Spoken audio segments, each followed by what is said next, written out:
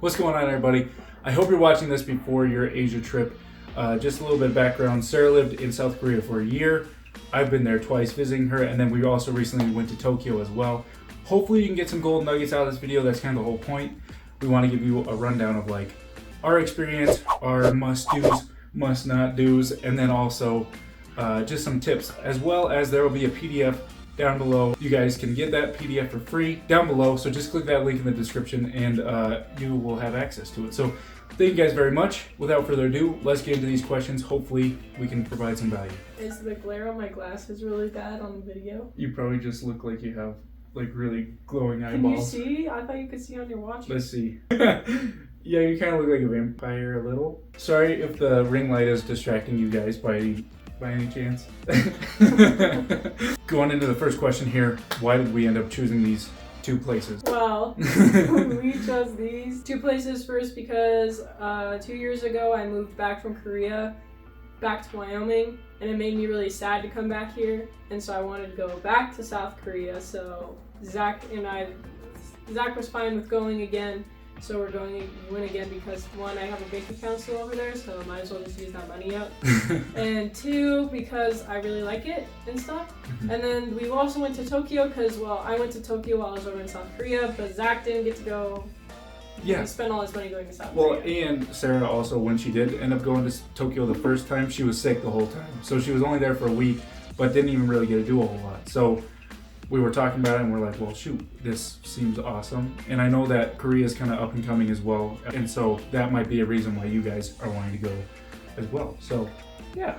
How did we prepare for the trip? I do want to make a separate video going over budgeting, all that good stuff. But basically we kind of had it. So like she said, we had already known about, I would say 6 months in advance. And so we ended up getting the tickets pretty early. And then from there, it was just a matter of like, figuring out what we wanted to do. We had a whole Google Docs spreadsheet, or a Google Doc, sorry, of basically all the different things that we wanted to do. So we would look at, and by we, he means me, because I put it together. Yeah. And all I did was print it out and give it to him.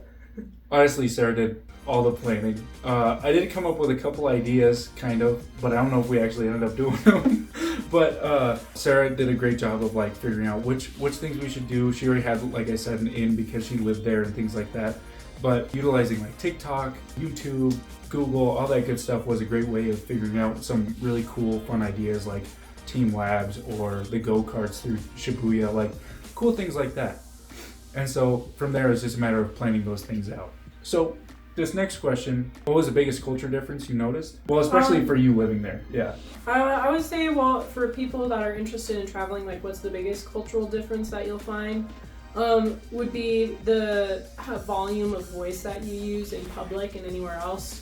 The biggest thing that I've noticed is like in America, when it gets louder, we just talk louder so people can hear us. But in Asia, or like East Asia, you know, if it's loud, you just physically get closer to them, but you don't raise the volume of your voice because then you're disturbing everybody else. So taking public transportation or things like that, it's usually really quiet and you need to be respectful. And then for us, coming from a more rural state, would be population density. Obviously, Tokyo and Seoul are one of the biggest cities in the world, so it's very fast-paced, there's lots of people, and you need to be prepared to, you know, be standing close to people and things like that. It's just part of the thing of being in a bigger city, and I personally like that aspect about it. Yeah. Zach, not so much. But it's different being in a bigger crowd in Asia versus the US. 1000%. Yeah, and like I would say, just going off of that too, I think she nailed all those perfectly. The one that I remember the first time going to Korea, what really threw me off was, for one, being on the subways and it's really quiet, so you don't really talk at all. And if you do, like she said, it's more of a whisper, so that was kind of weird. But the other thing is like, because you're a foreigner. South Korea and Japan are very homogeneous countries, which means they're not very ethnically diverse. Like I think in Korea, foreigners make up less than like 10% of the population. Like it's very, very small. Everybody else is ethnically Korean. So you gotta be prepared to be almost kind of sticking out like a sore thumb. And when you go outside less touristy areas, I mean, people will look at you and things like that. But like honestly, I don't really care. it threw me off. I'm a mind my own business kind of person, but living there, I don't know, like I just didn't care anymore. I think you get used to it too. And it's not all the time, but it was definitely something I picked up on, and then you just, I don't know, you don't feel threatened or anything, it's just you go about your way, and that's really the extent of it. So that was definitely the biggest culture thing I had noticed. But if you're not taking those cultural differences in mind and you're still acting like you're in America and you're being loud, people are going to stare at you, but it's not because it's like, ooh, crazy, there's a foreigner. It's like, you're being rude, stop. And also, if you guys have any other like questions that we don't hit, please put them in the comments below. We would love to answer them, or at least I would if possible. So yeah. All right, let's go on to the next question. So this next question, how is navigating public transportation in both countries? I feel like Sarah was definitely the navigator. I did a little bit, and there's actually a whole video. But as far as the apps that you use, it was Google Maps in Tokyo, which was really easy to navigate. It's just like what you normally do. And then it's just like how you normally would look it up. A lot of Americans obviously have Google Maps, so it was really easy to actually work with that. For Korea, you either have Naver or Kakao Maps. And with Kakao Maps, it was kind of cool. Sarah brought this up. Is like you can actually hail a taxi from that app, which I think is really cool. Going off of that, Kakao is also the messaging that you can use. They're separate apps. Kakao Maps and Kakao Talk are two separate apps. And so if you leave your family or friends or whatever and they still want to contact you, Kakao messaging is like WhatsApp. Is probably the best way to go, or I guess Snapchat or whatever. But yeah, just a couple things to keep in mind. And then as far as navigation, I'm going to have Sarah tackle that and kind of maybe explain the differences and how she went about navigating, because I'm still not quite master. Yeah. Well, I would say at least in those countries, I would highly recommend keeping to public transportation and not like trying to rent a car or like a personal taxi, because you're just kind of wasting your own money with that. It's just cheaper taking public transportation, in my opinion, quicker, and you see more of like the city and things. So there's just lots of cool stuff in subway stations, both in South Korea and Japan. Obviously, if you guys go to more rural parts of South Korea or rural parts of Tokyo, then I would recommend taxis or things like that. Japan, I would say, is a little bit harder to get around. And this is, I'm biased because I guess I lived in South Korea, so I knew public transportation well. Right, yeah. Tokyo's a little bit harder to get around because all their train lines, there's multiple, it's not all just one big train ride, are all owned by different companies, so the prices change. Or if you didn't have a Suica card, then you would have to buy different tickets at individual train stations and stuff, so that's kind of weird. But like, and it's harder to get the Suica cards. Like, you have to know about them ahead of time to know how to get them, because they're not easily accessible. You either have to get them in the specific subway stations or at a tourist center in a subway station, but they're not like everywhere. They're only at certain subway stations. Versus South Korea, where you can get a T-Money card, which is what you use for subways and buses. And you can get those from any convenience store. So yeah, and once again, going to the PDF, like all the activities we did are going to be listed, as well as the hotels we stayed in. But the point I want to get is the Suica card is also there. You can order them ahead of time apparently, but you would just have to pick them up, I believe, at the airport, and just make sure you know which airport that is, and it's going to be on the website, all that good stuff. But yeah, it was hard to find. We actually ended up needing to go the next day after we had landed and got them at a tourist store center, and we're able to do it that way. But yeah, in Korea, it's a lot easier to get a T-Money card. So yeah, like she said, keep that in mind because it is one of the more important things, I would say. All right, so this next question, did you face any language barriers? If so, how did you overcome them? I think Sarah should answer this one because she knows Korean, but her and I were both not great at Japanese, so I think she might have a better take on this. Yeah, for Japan, I don't know any kanji. I can't read kanji, nor do I speak Japanese. I would say just basically knowing the basics. How do you say hello? Konnichiwa. How do you say excuse me? Because like I said, a lot of the times you're going to be in busy stations, so you need to know how to get past people in a very polite way. How to say I'm sorry, because most likely you're going to mess up somewhere in the country. You're going to have to say I'm sorry to somebody.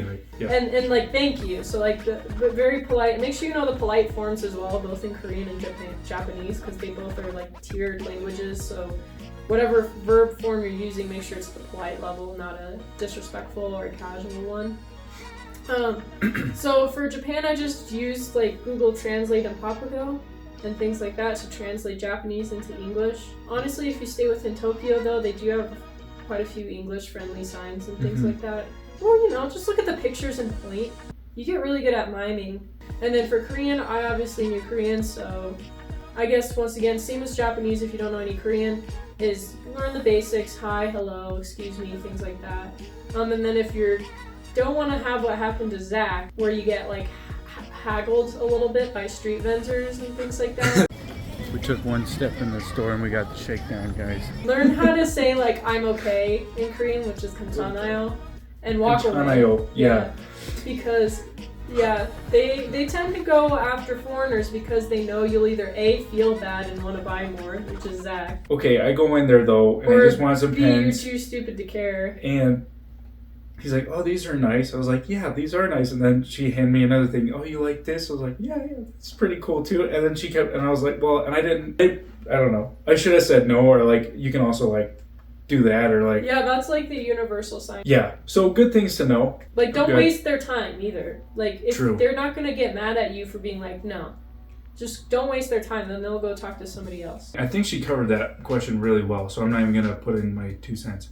Because I don't even have a cent to give. What travel apps or tools were most helpful during your trip? Probably the most important part that we had this time was eSIMs. And so once again, these are in the PDF, take you right to the website, all that good stuff. But we used Ubiggy for Tokyo, and then we used LGU Plus for Korea. And then you can set however long the duration you want to be, which was really convenient. I believe like the 10 days for Korea is the only price I remember, which was like $35, which really wasn't too bad. And then during that time you have cellular Wi-Fi, you get your own number. Sarah's big reason behind this too was a lot of times at restaurants you need a number like to put as your reservation, and so that was a huge benefit too. And then anything else that you would want to add to that maybe? No, all of these are accessible online, so it's not like you need a special VPN to access them. They have international websites for both Ubiggy and LGU+. Ubiggy was a eSIM, so that you didn't need shipping or anything. We just scanned the QR code to get those set up. And then for LGU+, for Zach, his was an eSIM, so it was the same process, but for mine, for a phone number, they have a stand in Incheon Airport in Seoul. That you can go and set it up, because if you do want a phone number from Korea, you can't. It won't let you. You still get an eSIM, but you have to go set it up with somebody else. Provider kind of thing. Yeah, with a provider.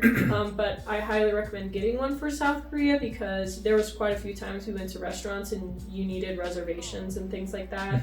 It wasn't too much more expensive. It was like I think an extra $10. So it was like 45,000 won instead of 35. And you just need internet wherever you go.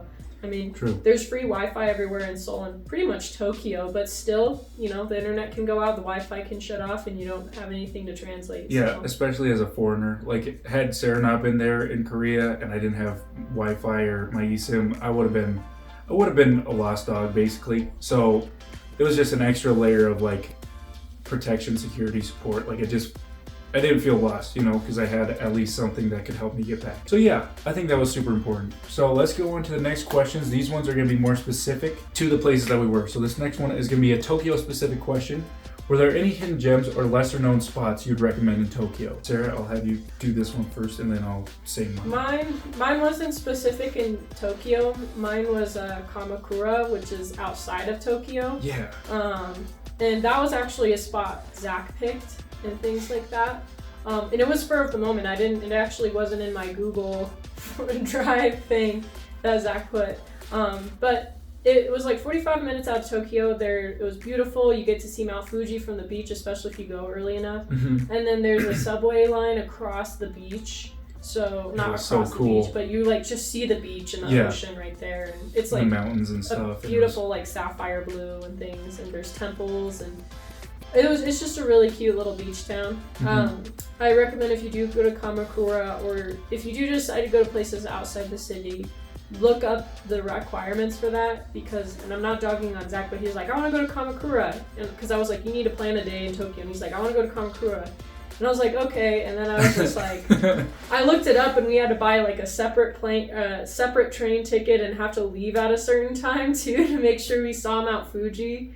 So like, no offense, Doug, but if you would have planned it, we would have not gotten there on time to see Mount Fuji. We wouldn't have known what specific train tickets to get. And I got a specific deal on our train tickets too, to where the train ride there and the subway rides in between were covered by that specific train ticket because it was for tourists. So the more you know. Yeah, I didn't know that going in. And like she said, if you get there early enough, so I believe we had to get there, like we woke up pretty early in order to around like 6 a.m. Yeah, that's what I thought 6 a.m. but it already feels like 9 a.m. too. And then like she said, about 45 minutes to get there. And then the reason you go early is because usually there's not that much cloud coverage, so you can kind of see Mount Fuji a little bit more, which we did. So we got like bucket list. I definitely wanted to see Mount Fuji, and it wasn't great, but I did see it a little bit. So that was like, I don't know, just a really cool experience. As far as hidden gems or lesser known spots you'd recommend in Tokyo, for me, I would say maybe just like the bar scene, or like I can't remember what they're called. I literally just saw another thing on it today. But they're like street, and you have like little restaurants, but also bars and things like that. Like a Lane of Dreams or something. Yeah, and so it was really cool. Basically, each little spot is its own thing, and we ended up going, I think, to 2. The first one was really awesome, 2 or 3, yeah. And so, I don't know, like each one has its own theme, and the bartenders are obviously different, so you get to like have this really cool moment with your significant other or whoever's there with you, as well as like shooting the breeze with the bartender who's most likely lived there most of their life and things like that. So really getting kind of the inside scoop on Tokyo and where they've been and this and that. And then, I don't know, it's just like a whole new world perspective kind of thing where just, I don't know, it was really cool. And then the second bar place that we went to, we were upstairs, and it was just us and the bartender, and he was like a Mount Fuji guide at one point, I guess. And so, I don't know, just like the cool people you get to meet by going to these places, I thought was really cool. So definitely recommend checking that out. I'm just gonna leave it at that. Yep. This next one is Korea specific. So this one is, can you share more about your experience at High Ground? What made it special? I would say, what's cool about High Ground is it's a free place, and it's basically targeted towards foreigners and people to not only enjoy that, what do you call it, like event space that they've created, but also to go and explore more of Seoul, which I thought was really cool. Like the whole thing kind of ties you to like going and exploring Seoul. So like there was one part, I think I kicked it out in my video because we didn't end up doing it, but it's like a challenge. And so like you spin this thing and it will tell you, go take a picture here, do this, and then do this. And so it gives you like 3 different challenges, and then if you do it, you like mission complete kind of thing. But it's just a really cool way and fun way to get foreigners out and enjoying more of Korea in general, not just that area of Seoul. And so yeah, I thought that was really cool, and like I said, it was free, and it's just it was a really cool space to be in. So yeah. So I'm gonna answer this question because I'm biased. It says, what made Seoul stand out compared to Tokyo? Korea has definitely upped its game in tourism within the past 10 years and is very tourism heavy within its economy now. So like High Ground and things, there's just lots of free things for tourists. They even came out with a subway pass where you can get discounts at restaurants for using it, and like get not unlimited subway rides, but you pay a set fee and you can take the subway as many times as you need and things like that. So in my mind, I feel like Seoul's a lot more tourist friendly, and not that Tokyo isn't. Mm-hmm. Tokyo just gets a lot higher volume of tourists, right? And things like that, and so it's kind of just like they kind of just use their set things. But Seoul really is like, we want you here. This drives our economy and things like that. So yeah. A warning about both places, I guess, if I was going to leave the video with 2 tips, is both airports that you fly into are not directly within the city. So for Tokyo, there's 2 airports around Tokyo, Narita and Haneda. We flew into Narita, which is like northeast of Tokyo. It's about an hour train ride away. So if you expect to be right in the heart of Tokyo right away, it's not going to happen. It is cheaper to fly into Narita.